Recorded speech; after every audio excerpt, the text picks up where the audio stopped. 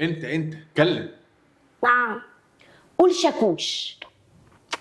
يلا قول شاكوش. شاكوش. شعرك منكوش. شعرك منكوش. طب دي بقى جديدة خالص، قول دبدوب. اكيد مش انا اللي هقول دبدوب، انت اكيد. دبدوب. ودانك شبه الأرنوب. شبه الارنوب. صنصون. يا نعم. قول شاكوش. شاكوش. شعرك منكوش. شعر منكوش؟ هو في شعر يا انت منين الشعر المنكوش ده؟ ما عنديش شعر اهو. صنصون. يا نعم.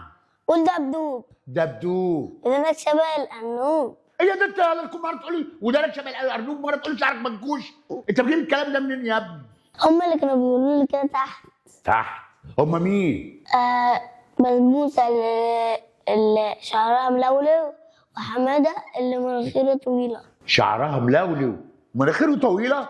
ايه ده؟ انت بتتنمر عليهم؟ هما اللي كانوا بيتنمروا عليا. بيتنمروا عليك؟ لا لا لا لا، الكلام ده غلط. انا اما اشوفهم هوريهم.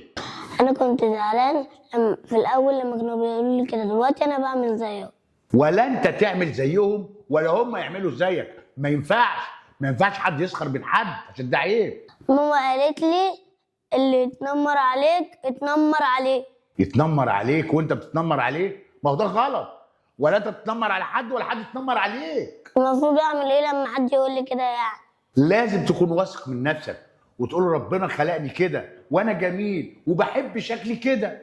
أنا جميل وربنا خلقني كده وبحب شكلي وهو كده.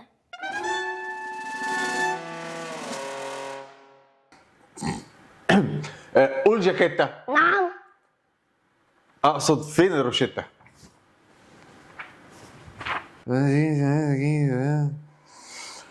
بص، هو انا مش فاهم قوي، بس الدكتور كاتب لك ان انت لازم تكون واثق في نفسك كتير، ولازم كمان تحب نفسك زي ما انت وزي ما ربنا خلقك، وان انت كمان ما تتأثرش من اي كلام اي حد يقوله لك. قول حنطور.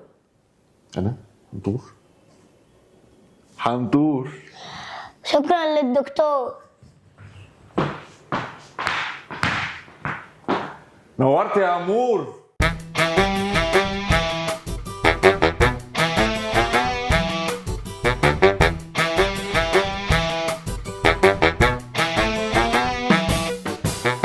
اطفالي فالي عاملين ازعاج، ياني ده عيال شياطين، وانا ماشي على كرسي علاج، معرفش انام من غير فيتامين. اطفالي فالي عاملين ازعاج، ياني ده عيال شياطين، وانا ماشي على كرسي علاج، معرفش انام من غير فيتامين.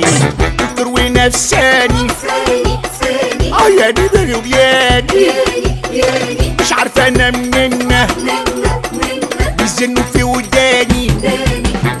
اطفالي فالي عاملين ازعاج، ياني ده عيال شياطين، وانا ماشي على كرسي علاج، معرفش انام من غير فيتامين. بتيجي رخمه قوي.